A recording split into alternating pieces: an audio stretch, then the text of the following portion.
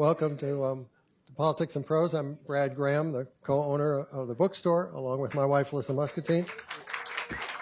And we're very pleased to be hosting Randi Weingarten, who's here to discuss her new book, Why Fascists Fear Teachers: Public Education and the Future of Democracy. Randi, of course, is a national labor leader who was trained as an attorney and a teacher. She worked as a lawyer and also taught high school social studies in Brooklyn before becoming, in 1998, head of the United Federation of Teachers, which represents educators in New York City's public schools. A decade later, she took over as president of the American Federation of Teachers, a union of about 1.8 million educators, healthcare professionals, and public service workers. Some of you may remember that in late 2022, Mike Pompeo, who had been CIA director and Secretary of State in the first Trump administration, called Randi the most dangerous person in the world. He was speaking with a journalist just days after Democrats did better than expected in the midterm elections. He was trying to suggest where Republicans should focus their attention in the upcoming 2024 races. Recalling that moment, Randi asks near the start of her book, why would America's former top spy and top diplomat call a 5-foot-tall Jewish lesbian grandmother union leader who's married to a rabbi the most dangerous person in the world? It reflected a strategy by many on the political right, Randi says, to blame teachers repeatedly for kids failing in school, for promoting curriculums that address race and sexuality, and generally for taking our country down. Now, Randi's book is intended to push back against such vilification of teachers. It argues that attacks on schools and teachers have long been a hallmark of fascist regimes. As dictators have risen to power, Randi writes, they have often banned books and sought to control school curriculums. They have feared teachers, she asserts, because teachers teach people to think for themselves and see past propaganda and scare tactics. The purpose of her book, Randi says, is both to celebrate public school teachers and explain why public schools are essential for our democracy. Although it's an especially timely book, given the Trump administration's move to effectively dismantle the Department of Education, Randi actually started thinking about writing it several years ago, when political attacks on teachers intensified in the wake of school closings during the COVID pandemic. The attacks then, she says, struck her as more prevalent and sinister than ever, and a cause to sound alarm, which she does cogently and passionately in her book. In conversation with Randi this evening will be Valerie Strauss, who for many years covered education for the Washington Post at both the local and the national level, and authored a popular blog on education called The Answer Sheet. I'd also like to note that this event is in partnership with Free DC, which is a movement sponsored by Community Change, and Community Change Action, aimed at retaining home rule and promoting statehood for the district. So, ladies and gentlemen, please join me in welcoming Randi Weingarten and Valerie Strauss.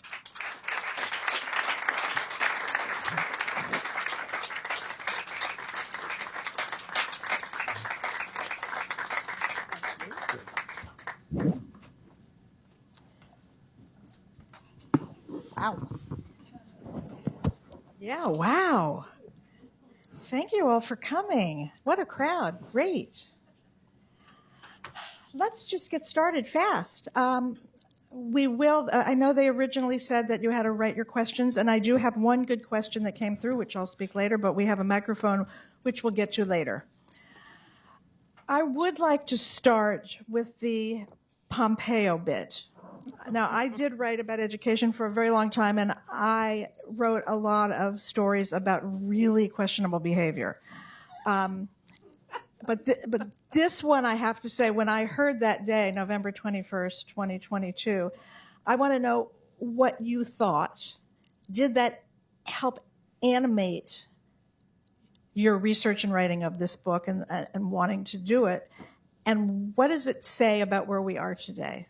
That, again, a teacher and a union leader and a highly effective union leader would be the most dangerous person in the world. So, first off, can I just say, wouldn't it be great if the answer sheet was out there every single day right now, and if you were still reporting? Let me just say that. Yes, you can all clap. And I also just want to say to Brad, thank you so much. Thank you not only for this bookstore and the intellectual heft that it carries in Washington, but thank you for everything that you've done. So this is where I was when I heard. I am a lawyer and a teacher by training, and I'm a New York State lawyer. So this means that every 2 years around the time of my birthday, I have to take 24 CLE credits, continuing legal education credits. So I was on a very long plane ride because there had been a meeting, an international meeting of trade unions in Australia. So I am on a very, very long plane ride home that night, that day, listening to continuing legal education because I'm listening to as many credits as I can take so that I can keep on re-upping my certification. So I am on Wi-Fi in the plane, and all of a sudden, my notifications start blowing up. Like, what? Like, this is 2 days before Thanksgiving. Like, what is going on here? And so I started looking, and I frankly didn't believe it at first. I thought it was disinformation. I thought it was, something, because my first reaction was, okay, Pompeo is running for president, but really? Like he's the former CIA director. He's the former Secretary of State. Like, the most dangerous person? I'm like, what happened to, like, Putin? Gee. So, I'm starting to go, so then my second reaction was, wow, this is now what it takes to start trying to separate yourself out from the other Republicans? Is this what the entire next 2 years is going to be about? That was my second reaction. And my third reaction was actually, when I read the whole thing, was really red hot anger, not for what he said about me, but the second line was really reckless and disgusting, because the second line was saying about teachers something to the extent that they teach filth. So how dare you say about not only my members, but the millions of teachers in America who a parent is going to say the former Secretary of State is now saying, I'm teaching filth? How dare you? So that's what really got me angry. And then, we kept on thinking about how to use this to actually make him small. But it did actually push me to write. I mean, it's not like I don't have a day job that's a little, absorbing. But it pushed me to say, what can I do that actually exposes this complete exploitation of the moment, to the extent and an exploitation that really hurts in the alchemy of teaching and learning by trying to demonize so much. I saw it, not what he said about me, Valerie, but what he said about teachers. I saw it as he knows better.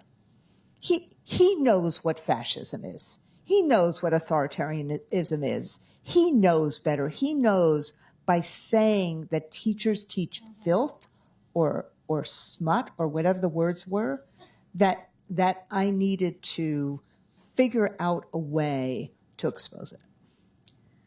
So let's talk about the title of your book, because you knew it would be provocative, right? And it was even before, did you have the title before Trump was elected and Project 2025 started to be enacted? Yes. And if so, why did you decide that? And you write in the book that you're not going to call anybody a fascist. But I'm wondering, if somebody walks like a fascist and quacks like a fascist and espouses fascist principles, why not? So, two reasons. So, I mean, truth be told, to everybody who's watching on C-SPAN, the book manuscript was initially due about a week after the election. And I asked for a couple more weeks.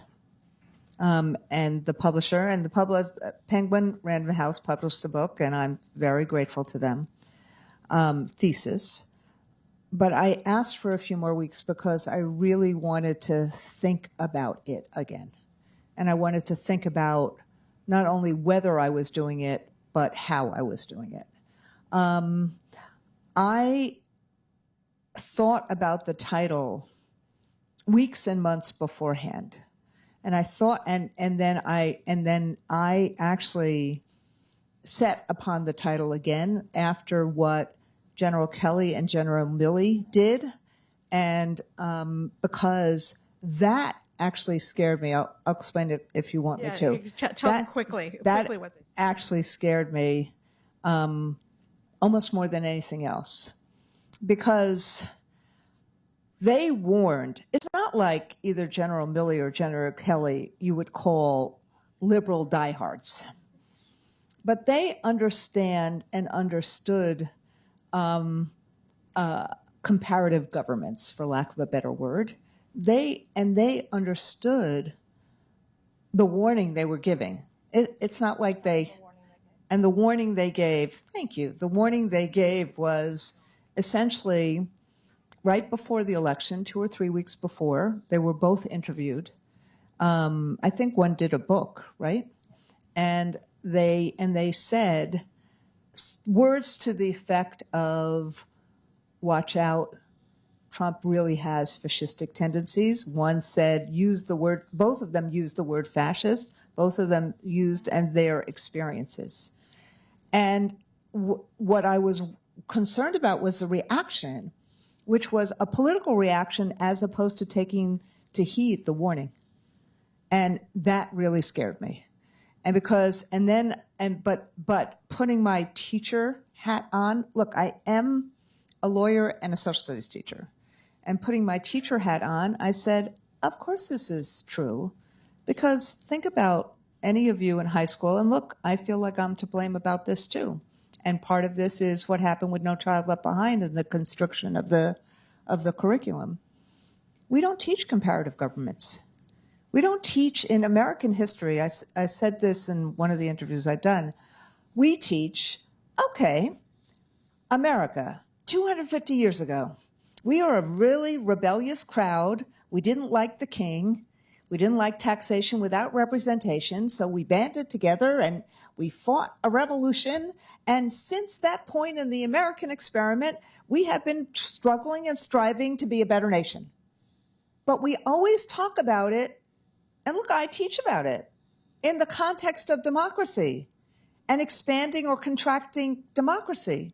And we talk about those other countries, like, Russia or China or Nazi Germany, as having a different kind of government that is scary and undermining. And so when people hear the word fascism, even think about the last few weeks.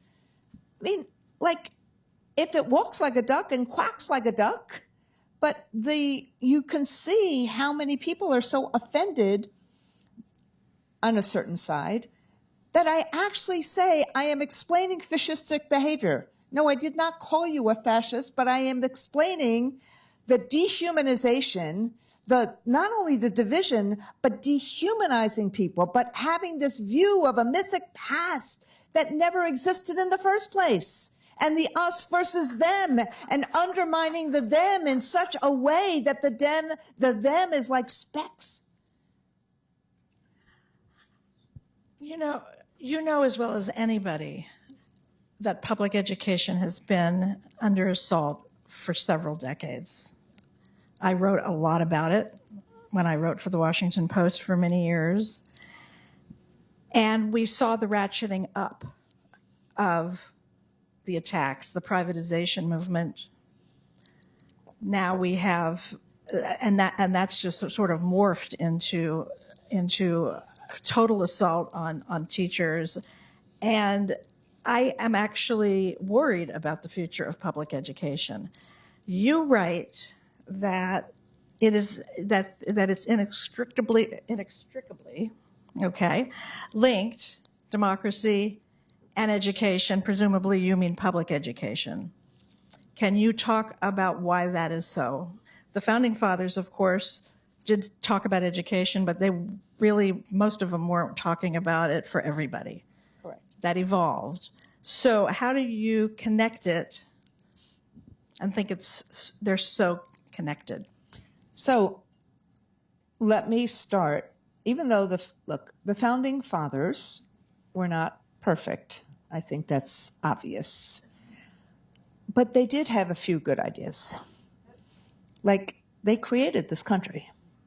And I do think that oftentimes, I mean, we have a right to have a lot of criticism of who they were and what they did, particularly on slavery. But the notion of the creation of the country was really important. And the sense that the country was going to be created and governed by we the people.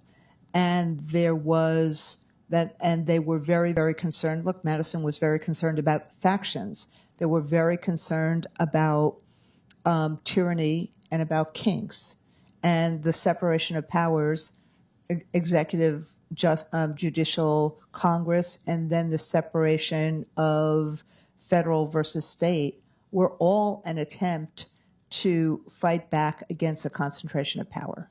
So I just, I want to just kind of use that lens now.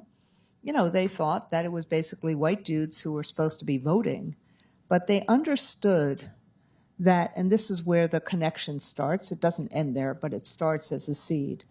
They understood, and they talked a lot about how education was a bulwark against tyranny, because education was the discernment of fact and fiction, that education was the way in which people started learning how to think, not what to think, and to actually arrive at their own conclusions without the concentration of power dictating a decision to them. So whether it was Washington or Jefferson or Madison or Franklin, and it's not all the framers, but they talked a lot about the importance of education. It's been us over the course of these 200 some odd years that have tried to expand that to be opportunity for all. And the biggest, and one of the reasons I use Johnson in the book as one of my stories.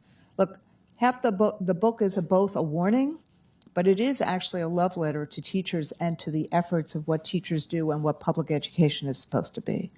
And so I use Johnson as a teacher and using his lived experience as a teacher as one of the motivating reasons for Title I, for the Civil Rights Acts of 1964. And I also use Brown versus Board of Education and what happened both before and after, which is frankly the origins of vouchers. But I too am very worried about public education. But so the first issue is the whole just the first connection is just the whole issue about the learning how to think and how to have agency and how to actually the discernment between not only fact and fiction, but being able to problem solve. The second is pluralism. And I'm actually more worried about the second today than I am about the first. Because if you think about vouchers, you also think about the marketization and the issue around charters and, you know, and you think about, like I just heard today, New Hampshire, one of the Republicans in New Hampshire is thinking they're going to make every single New Hampshire school a charter school as opposed to a public school. This whole attack on the institution, the convening, the community that gets created in public schools. Who are they? Whether take a neighborhood public school. I know I'm spending too much time on this, but this is really important. Take a neighborhood public school. The catchment area is the neighborhood. So all sorts of people go. How many other places, maybe with the exception of work, do you have people who are different in the same place? We live in a much more homogenized society these days. And so schooling is one of the few places where you actually see people who are different than you, and you have to learn how to get along with them. I'm sorry, inclusion and diversity. Words that we used to think were a strength of the country. And the pluralism that happens in schools when you bring people together and learn how to work with each other and deal with each other and respect each other, even if you're different.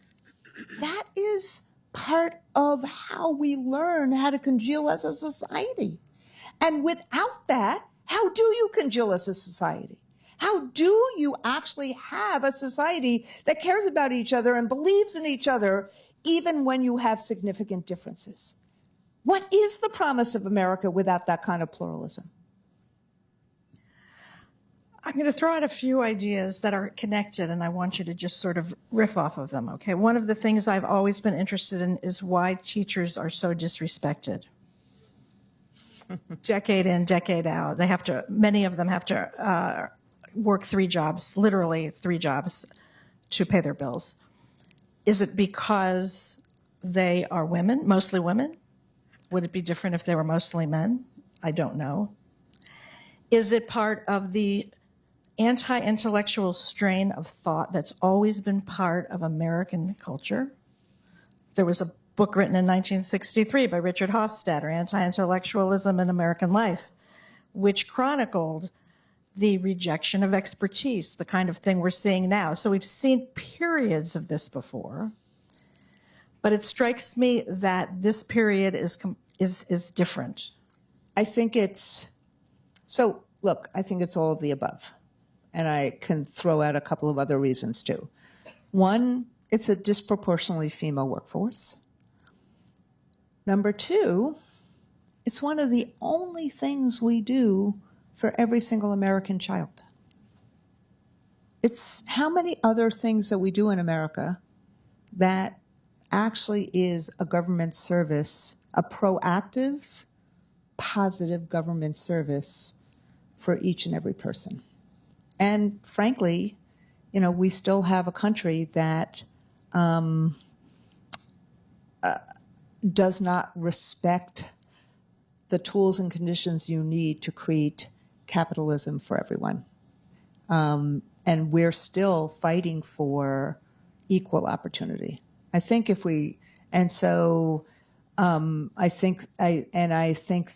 think it is part of the strain of, you know, frontier versus intellectualism that is part and parcel of America. Individualism versus community, socialism, that's part and parcel of America. We've gone through those strains all the time, pulling yourself up by the bootstraps. I think it's a lot of that. But at the end of the day, I think it's a disproportionately female workforce. And that until unions started becoming ascendant, there's been a friction about what gets paid for and doesn't get paid for in America. Let's talk a little about unions. We know they have a lot of power in certain neighborhoods, and in some places they don't. I've always thought that if they were as powerful as their enemies thought, then teachers would make a lot more money. Correct. But I also wondered when I started writing about the privatization movement, if part of it wasn't to destroy the teachers' unions and public unions.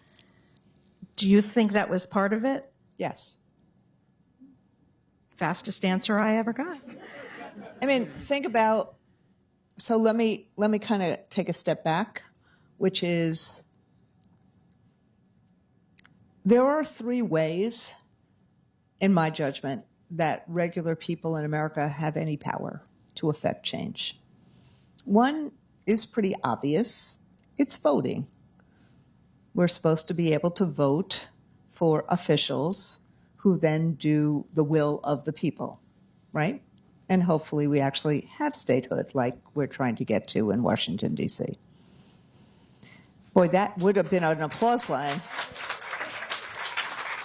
So, but one is elections, obviously. And look at what they've all tried to do in terms of undermining elections. The second is also fairly obvious, which is the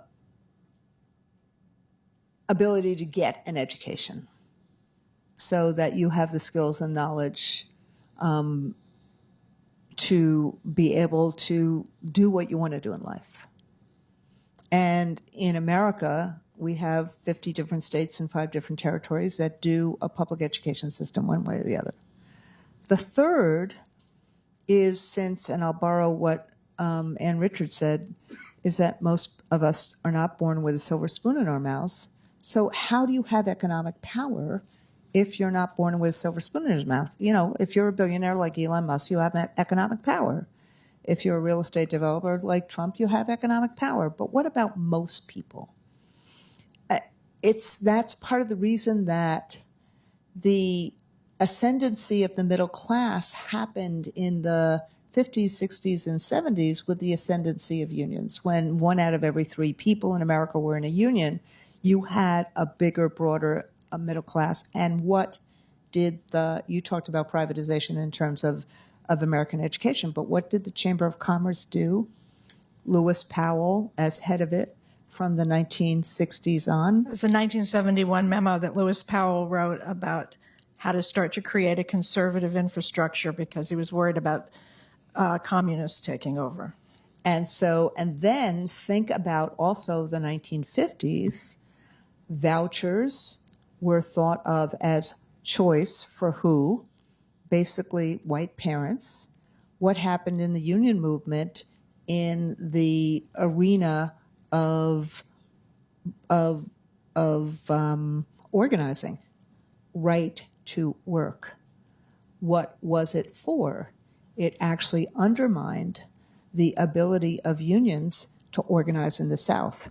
So there was a racial context and connection to a lot of the privatization and the attempts to thwart unionism as well as thwarting public schools. Back to the book. What surprised you, if anything, the most when you were doing your research? Or what did you just sort of love the most? So I had a ton more stories in the book, but I also wanted it to be less than 200 pages because I wanted people to read it. Well,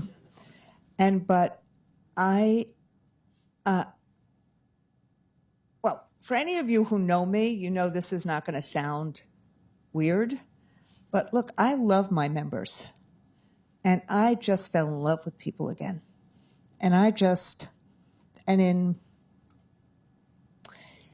In writing some of this, I just really wanted to be able to have people read a page and say, these people are great people. These people are trying to help America. These people are trying to help kids see who these people are, see who Raphael Bohem is, see who Ryan Richmond is, see who Lillian Keyes is, see who Jeff Trotto is, see them for who they are and what they do. And none of you would know their names. You might know Abby Clemens' name. You might know Lyndon Johnson's name. Maybe you know Barbara Johnson's name. But you don't know most of the people who teach. If they're your kids' teachers, you know them. These are who teach in our schools all across America. They do this to make a difference in the lives of kids. That's the thing that I would say, that's what I kept on saying, I want to make sure that people hear this. And I just kind of fell back in love with the members I represent. And the profession's in a lot of trouble because there have been so many attacks on teachers that the education schools are not quite empty, but the number of students who go into it is tiny. And is that by design? Was that by design? Well, I think that what I'm seeing as by design, look, I think if you read Project 2025, you see it's by design. I think that there is a fear of knowledge. There is a fear of the future. There is a fear of children and young people having agency. There is a fear of pluralism. So all the things, I keep saying this, we are the antidote to a lot of the darkness in America right now, a lot of the fear, a lot of the propaganda, a lot of the disinformation. And so if one can actually try to wreck it, then you're going to have just like you did before Enlightenment, different kind of serfdoms. And if you think about it, what vouchers are intended to do is they are defunding mechanism for community schools and neighborhood schools. They are by design fragmenting what we do in public education. They are by design fragmenting society, whereas public schools by design are about congealing society. So yes, I think that some of this is by design, and look, some of it is by incompetence, and some of it is just by stupidity. Some people are. But yet, let me just say, even with all of this, still 80 to 90% of kids in America go to public schools, and still, but even with all of this, parents give high marks to their local schools. They still do, although they're not as high, but they still do. Some people have argued that the decline of civic education has helped make people just dumber about their civic responsibility, and that No Child Left Behind, George Bush's and Race to the Top, Barack Obama's, narrowed the curriculum so much and put such an emphasis on teaching to the test, test prep, et cetera, that the kind of critical thinking you want kids to learn, that kind of curriculum and education and lessons really took short shrift. Do you think there's anything to that? Yes. Another fast one. So I think there's a couple of things here. One, so again, let me start. Sorry, I keep on not looking at this side. My apologies. So first, let me just say, public schools are not perfect. They need to be strengthened, not abandoned. And you can find lots of, I love when I do one of these kind of conversations, and then imputed to me is the responsibility for every single public school in America and every single thing that happens in public schools in America. I have not been the superintendent of schools of any of them. And I would hope that if I had been, it would be better than we have right now. So let me just say that.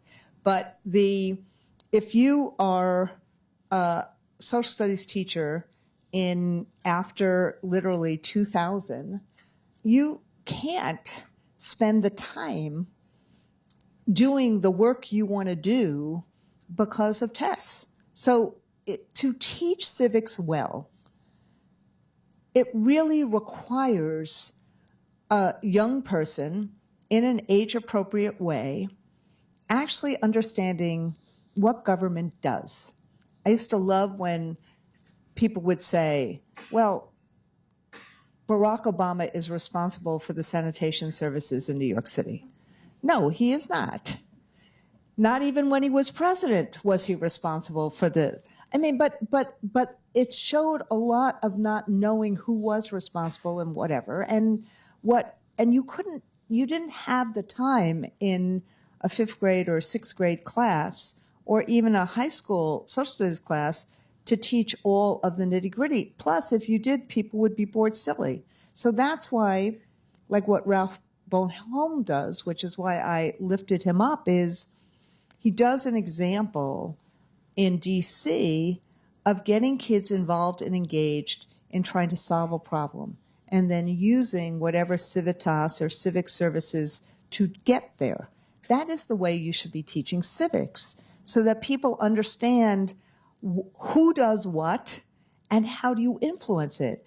And it requires more than 20 minutes. It just requires to understand that, to have agency, to understand this, and we don't have the time. Did they ever teach it the way we think they taught it? You were talking before about a mythological past. No. I wonder, so they didn't. I just want to say this. One of the things that has struck me over the years is people talk about quality of education and then and voting patterns, et cetera. And it strikes me that the people in America who have been the most disenfranchised and who have been the most discriminated against are Black Americans. And yet, election after election, they still vote in their own interests more than anybody else. So I would say that one of the things I've been thinking about a lot is how many decades away we are from World War II. Because there was, look, I'm in my 60s, and I remember as a kid listening to my grandparents, who were immigrants, talking about the America that they loved, and listening to my parents critiquing America, but always having a sense of its essential goodness. Now, I don't want to be Pollyannish here. The farther away we are from the fight for fundamental freedom, that's why, like, what Pompeo said was so bizarre, because he knew better. But the farther we are from that, if you're a kid right now, what do you care about? I mean, you care about your own freedom, but America fighting for freedom against Nazism or totalitarianism, or like, there's no connection. And I think that ethos, so even though I'm not sure that we ever taught it right, although, look, we had, like, I taught a program called We the People, which I loved. We had many more civics programs. Linda McMahon, sorry to say this, I mean, how do you do the honoring of the 250th anniversary and you don't even have some of the bipartisan civic programs on your group of people? How do you just have propagandists on there?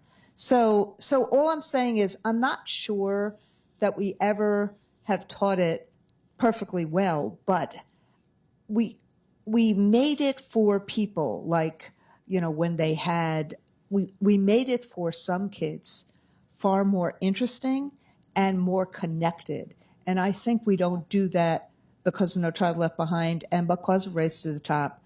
I think that what happened from 2000 on was education was viewed as very much about your individual pursuit, as opposed to what role do you have in the society of us in the American experiment. And then your book talks about some of the laws some Republican states have passed that actually don't allow teachers to teach the truth. Right. And all right, we're going to go to questions. So if you want to ask a question, line up here. I'm going to start with the one on paper that I have. And I will ask no long wind-ups. We just like questions. And I will rudely interrupt you if you do it. So just so you know. All right. Could you comment on the relationship between ed tech and fascism? This assumes there is one. So you're going to talk. Look, I think that there are, so are we talking ed tech? Are we talking AI? Are we talking particular entities of AI like Peter Thiel or Sam Altman or, you know, Elon Musk? I think that there is, just like think about AI, like we thought about the oil industry or the railroad industry at the turn of the 19th to 20th century. That there are always these, and I used to love teaching this particular class, captains of industry or robber barons. And you can imagine what I got into in teaching that.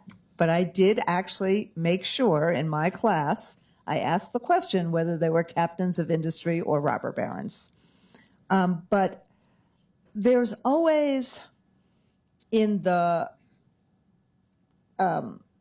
this country a new industry that emerges, not always, but a new industry that emerges, and the entities that are on top of it make a whole lot of money and actually undermine a whole lot of people.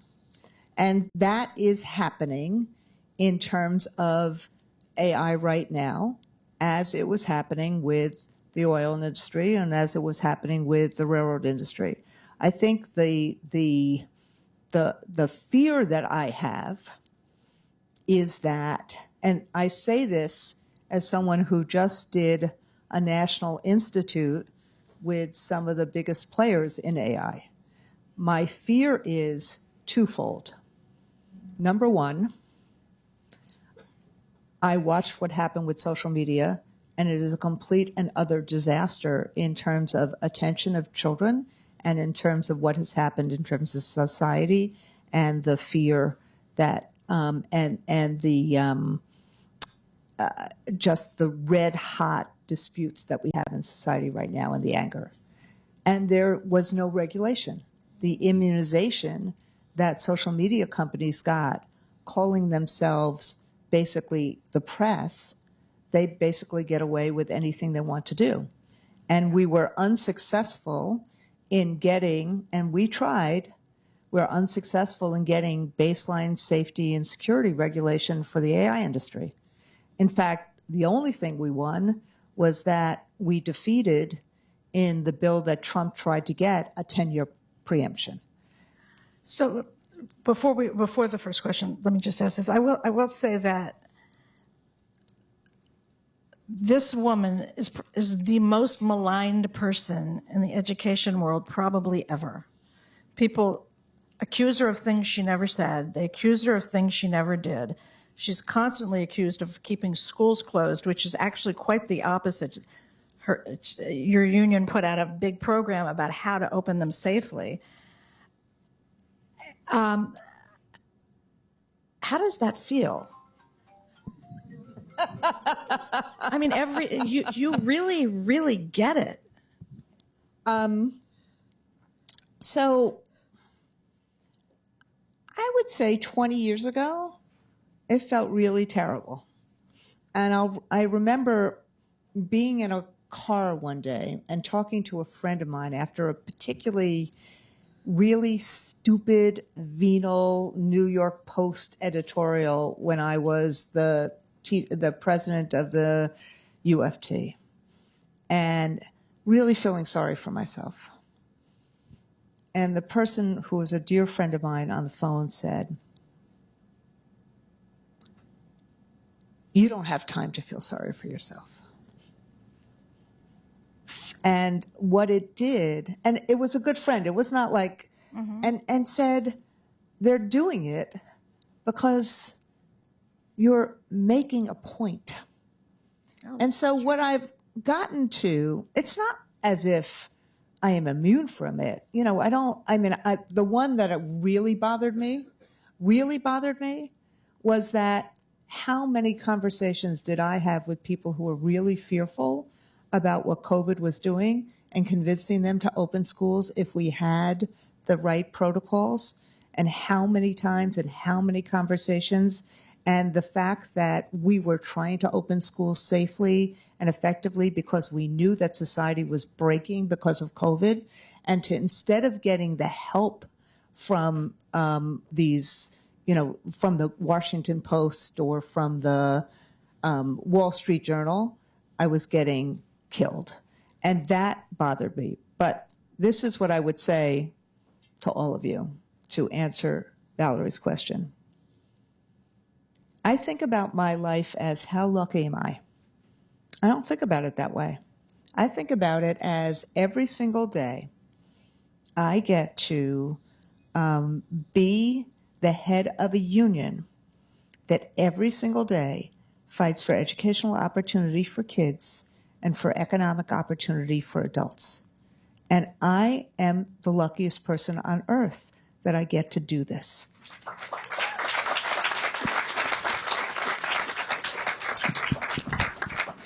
Okay, our first question.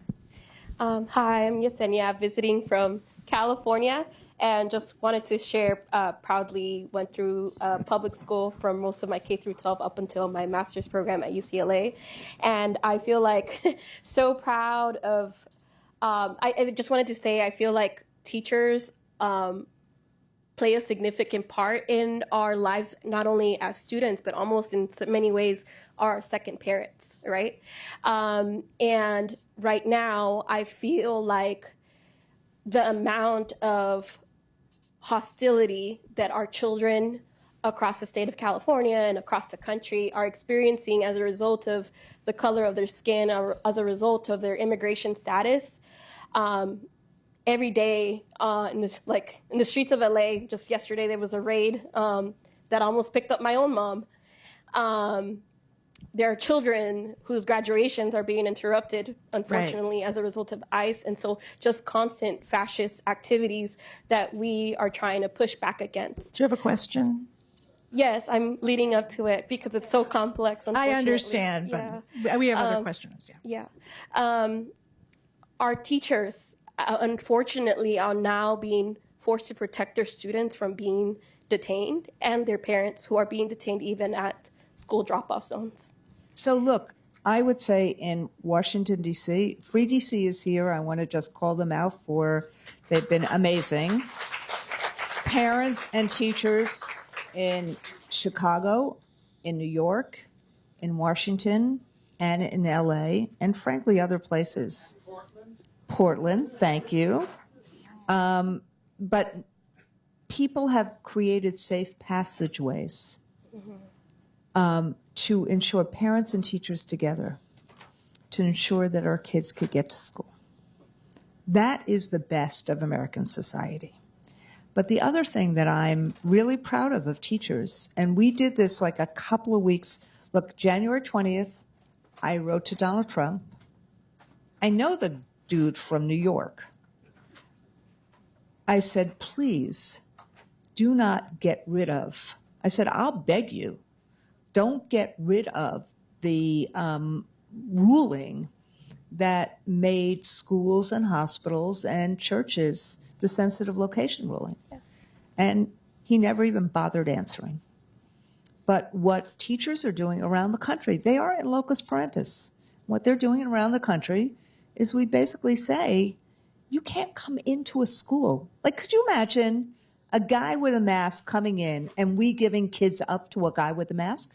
In any way, people would say, what? So no, we demand to see a warrant. And you're seeing the escalation, and it's very dangerous. I would say the last 3 weeks have been very dangerous. We're seeing it in Portland and in Chicago in particular right now. But the American people are standing up to it. And I bet on the American people, including the teachers who are saying, we're protecting our kids. You're very optimistic. I am. Thank you. Hopeful. Hopeful. Okay. Thank you. We're going to try to get to everybody. Two quick questions. I'll take a wild guess that part of the Republican advocacy for charter schools and vouchers for private schools is because teachers in such institutions are far less likely to be unionized than in public schools. And since teachers are overwhelmingly Democrat, they see that as, a good thing, obviously. So my question is, how can you push back against those trends? Because it seems that more children are being channeled to charter schools. And my other question has to do with any lessons learned from COVID. And it seemed to infuriate a lot of parents when teachers' unions were advocating to keep the schools closed. And with the benefit of a couple years hindsight now, would you and the teachers' unions have done anything different in that? So let me just say real quickly, and then I'm going to ask a couple people to just run through questions, and then you can address them all at the same time. Sure. You want me to? No, go ahead. So this is where the disinformation and misinformation are. I know that there were people in our Fairfax local who were advocating for schools to be closed. On a national basis, we advocated for schools to be open safely. And in most of the big cities, we negotiated them to be open safely. This is part of where disinformation and misinformation happen all the time, because we didn't get a fair shake in terms of what to do. Now, somebody could say, like Mr. Perez over here, what you were saying about opening was not sufficient. You were not giving but what we learned I would say by January 2021, what we learned was that if you had good ventilation and enough money for COVID testing, you could open everywhere. And that's what, Raj Shah and I, from the Rockefeller Foundation, and I wrote an op-ed about that in January 2021. And so lessons learned, schools better be a priority next time. But this is where trust and truth, it's clear that if you have, and this is what happens in authoritarian regimes, if you don't have enough trust, you don't have a lot of truth. And look at what's happening in terms of vaccines right now. So could I have been louder? Could I have been more emphatic? Probably, but you need to have a federal policy, and even a loudmouth like me is not going to be able to overcome a lot of pandemic as much as I would have liked to. Thank you. Do we really know that most teachers are Democratic? Is that something anybody knows? Well, we know that most of my union members are, but it's not that. It's like 60, 20, 20. It's changing like everywhere else. Thank you. Hi, I was just wondering if you had any advice for young people and the next generation of education advocates as we continue to navigate attacks to public education and education policy. Do you have several hours? Okay, number one, first, thank you for being here. Really, yes. Number two, you're not going to be able to take on every single issue in education advocacy. The promise of public education is very much, I think, aligned with the promise of America, because what public education does is it says, it's the social contract that says that we're going to help each and every child try to get to their God-given potential. And we have to learn different ways of doing it. We didn't get to this point, but I do think it's not about accountability. I think it's about engagement. And I think it's about how do we create every public school to be one that is safe and welcoming, so a parent can make sure, feels like, okay, my kid's okay. Teacher feels like a kid is okay. A kid feels like a kid is okay. Safe and welcoming, are both very important. But the second piece is we have to make sure that curriculum is engaging and relevant. We have to create that kind of agency. It's not about the test scores these days. If you think about social media and everything else, it is about how do we engage, how do we create agency. So I can say that in a broad way, but there are hundreds of different ways we do that in schools all over. So pick something that you really love within the context of public education. Fight for public education of public good. Fight for the funding that we need. And how but do then you do pick that? something How do you that fight you want for to it? do. Show two things. You only have 30 seconds. Community. See, I answered some questions really quickly. I know that. Community is really important. We are a communal effort, not an individual effort. So pick a school that you want to help. Go to, say it's a school that Parents Together is part of, or Free DC is part of, or there's a PTA. Volunteer. Register voters. Thank you. Hi, thank you so much. Let's do this. Ask your question real quick, and then let's have everybody ask their questions so she can answer them. Got it. Thank you. So And register voters.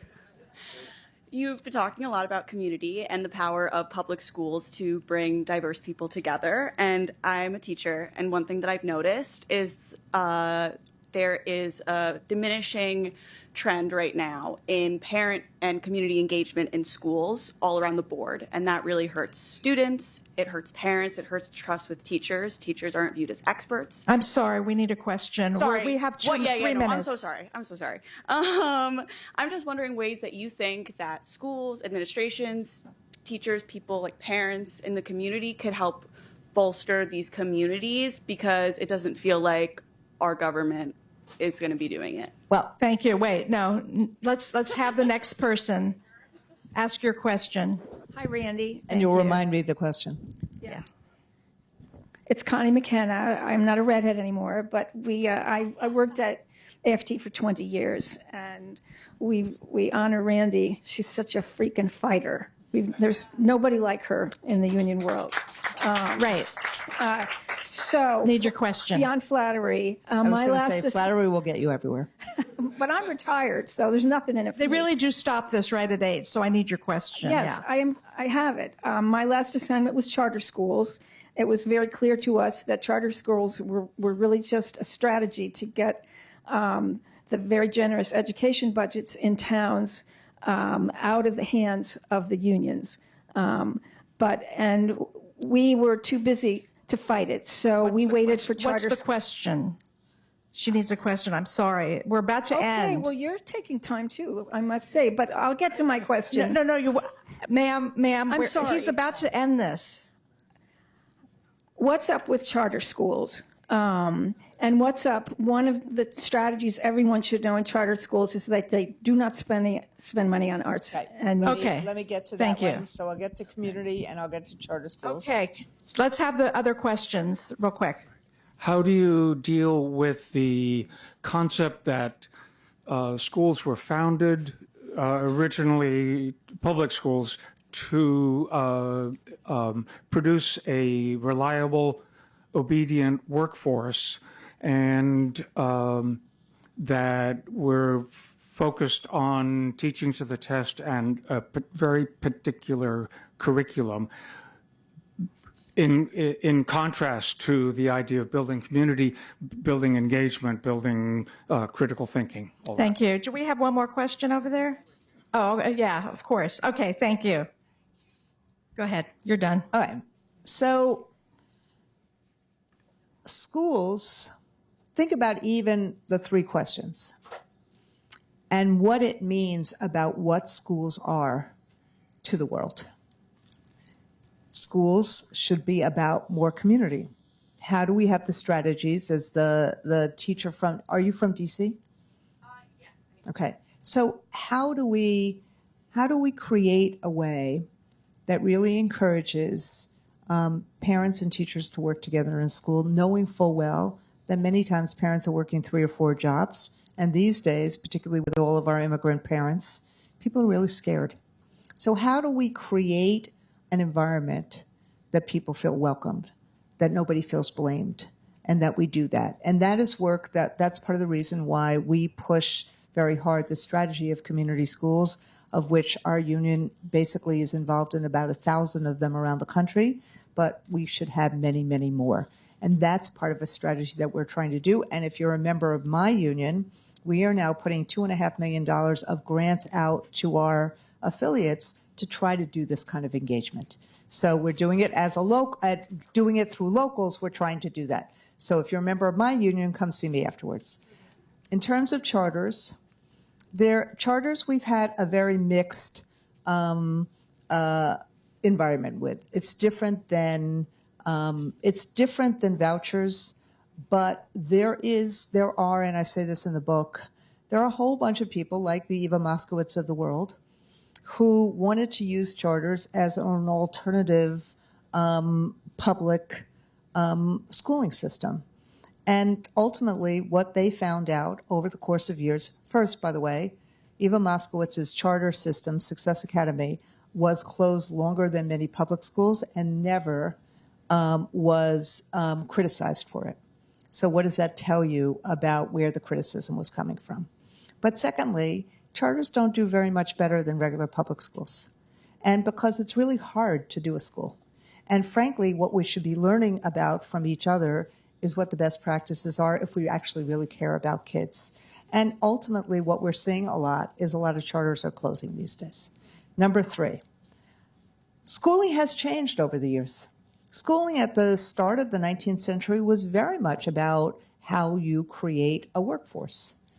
Schooling then in the 50s, in the 60s to the 70s, there were a lot of open classrooms. A lot of schooling started being kind of aligned with what the environment was.